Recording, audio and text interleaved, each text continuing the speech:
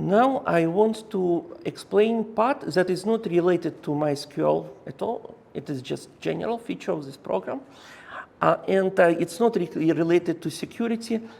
It is something interesting to know about student data program, but it's not. So I will explain it, so it's not mystery, but it's not like essential information, but it's good to know. So let's look at this.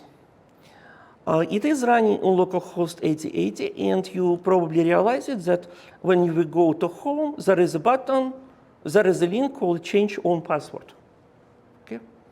I click on it, current password, new password, another new password, type new password 2 times, right? And so I type blah, blah, blah, and it is validating. First, it says current password is wrong. Second, and these two do not match. Okay. Oh, this part disappeared. It didn't preserve it. Okay, it didn't preserve the content. So let me tell what it's about. Why it didn't preserve. I already looked into that issue. Why it's not preserving the content. It appears like it's a feature or bug, but it is with the behavioral Spring Boot. It's not part of my program bug. If we open templates and we find passwords and change password form,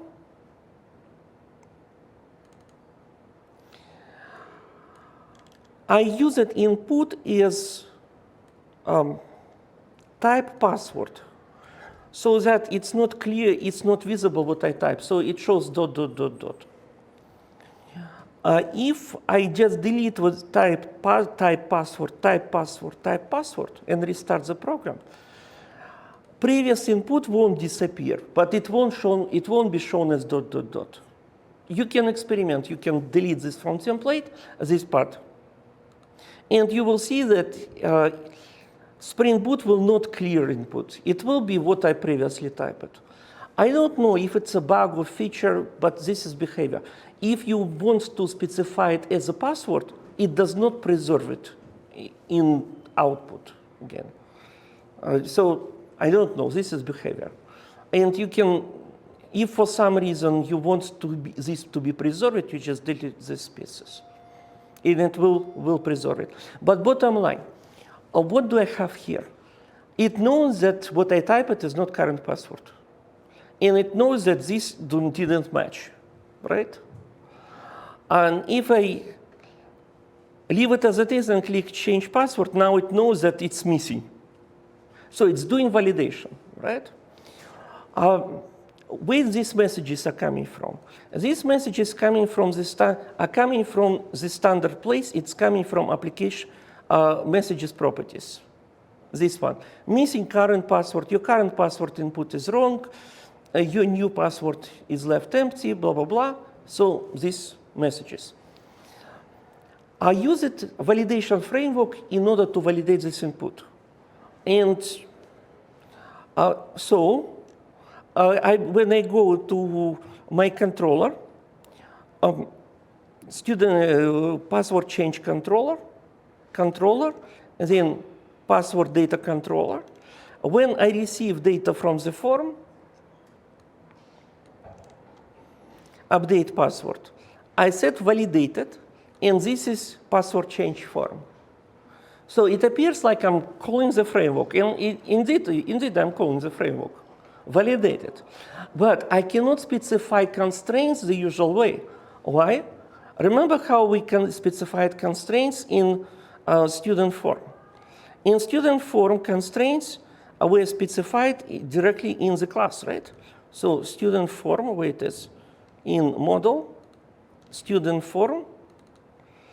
Inside of student form class, I said it's not blank, not longer than 30 characters, and these characters are allowed, right?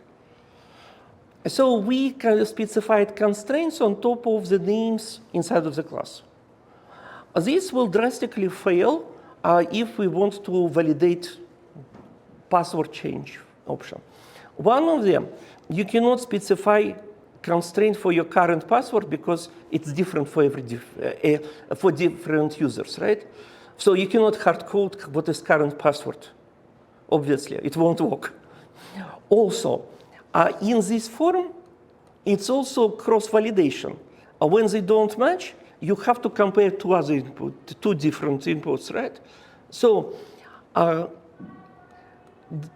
easiest way to validate user inputs, where we specified constraints inside of the form, do not always apply. There are cases when it's not obvious, right? Like in this case, how to specify that it is current password. So it can be solved in stages. So one of the stages, it is to define customized validator.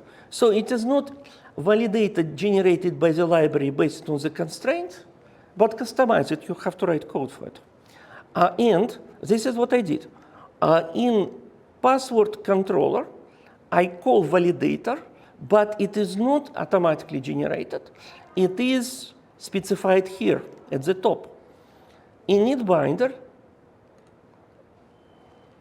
binding, it means take data input and put it into the object. So this is binding. In init binder, it is initialized by something that is doing it. And I have a binder set validator, and I'm creating an object, password from password change validator, and this class is written by me. So it is customized validator for specific form. But this object must be pluggable into the system, because system should be able to call it automatically. So it must implement certain interface. So system can call it. So it must have certain methods, so system can call it. So this is in model, and it is password change validator. Here it is. It is implementing validator interface, defined in Spring libraries. And we need to define two methods. One is telling the system what kind of objects it can validate. In this case, it is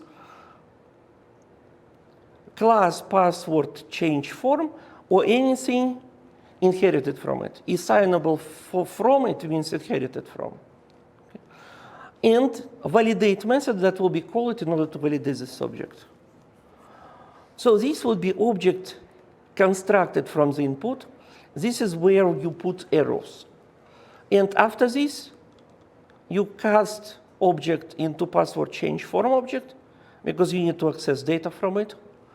And here's the data. You got it, you trim it, you assign it. You got it, you trim it, assign it. Now you have three variables. And you can use ifs in order to check if it's valid or not. So it is brute force. So if current password is empty, this is wrong, right? It shouldn't be empty. I set arrows, reject value. This is field that is wrong, current password. And this is ID of a message that will be thrown on the screen, right? Displayed on the screen, not thrown, displayed on the screen. The same, if new password 1 is empty, this message. If password 2 is empty, this message. And another, if it's not empty, I'm comparing password 1 to password 2, and this is message they don't match. And now, where does it check if it is valid password of current user? It's not here. So it's not validating current password that it is valid one in this validator. Why? Because it's logically hard to do here. Why it is hard to do logically? Remember when we go to home control, password change controller, I set validator inside of init binder. Okay. And class password data controller is object password data controller is shared between all users. It appears like I cannot pass specific parameter for given user because this is shared object. So this is why I decided to validate it outside. Perhaps there is a way around, but this way around is not obvious. So I decided that, okay, I will do a little bit brute force now. Okay. So I validated current password outside of validator. Maybe there is a better solution, but it wasn't obvious to me, so I decided to validate it separately. So here it is. When data is received, it is validated with provided validator, but it still didn't check if it is current password, like valid password or not, from the database. Okay? So I decided to do it separately. Here, if there is no errors for current password, it means it's not empty. When it's empty, it's obviously it's not in database. It's left empty. So when there is no errors on current password, it means now I want to check if it is in database. So this is what I do. Login data service check password for given login. Okay. I pick this data from the form, and I'm calling login data service check password. And login data service is connecting to database. This is my own service. I wrote to connect to database, so now it can check password. All right, and if it's returning false, it means bad password, right? It's not matching. Returning false, I'm rejecting value with arrow, current password is wrong. ID, this is ID of arrow inside of message, our message file. So this is how to validate outside of validator. So what did we learn? That we can even validate outside of validator if we really need it. And it will be still plugged into the same framework. Okay. So we can write custom validators and even validate outside of custom validator or outside of validator if we really need it, right inside of controller. We check conditions, then results, reject value, ID of input, and ID of message to be shown. So this is how to connect to validation network, customized way. Questions? So it is not critically important. It is just a demo. So if you need to validate something fancy, and also it's a demo that Spring Boot is extremely flexible and it's extremely customizable. And we don't need to reinvent anything from scratch. We just need to find a feature. And if there's something missing, we need to find how to write missing piece and plug it, right? Or customize that piece and plug it. Questions?